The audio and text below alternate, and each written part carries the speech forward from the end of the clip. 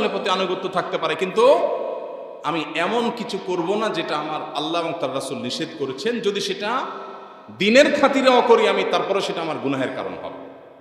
আমার ভোট দিতে গিয়ে, আমার নির্বাচন কেন্দ্রিক পদক্ষেপ নিতে গিয়ে, সিদ্ধান্ত দিতে গিয়ে, মতামত দিতে গিয়ে আমি যেন আল্লাহর ভয় মাথায় রেখে চলি।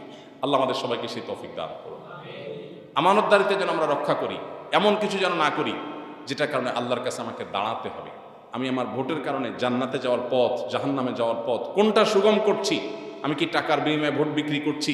আমি কি বায়াসনেসের ভিত্তিতে করছি, নাকি আমার বিবেকের কাছে, আল্লাহর কাছে জবাবদিহিতার জায়গা থেকে আমার সঠিক সিদ্ধান্ত, আল্লাহ আমাকে যেটা বোঝার তৌফিক দিয়েছেন সেটা আমি নিতে পারছি? এটা গুরুত্বপূর্ণ।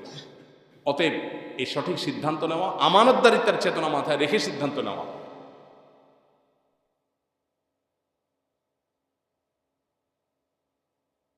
নির্বাচনকে ঘিরে বা নির্বাচনের আগে পরে যে সমস্ত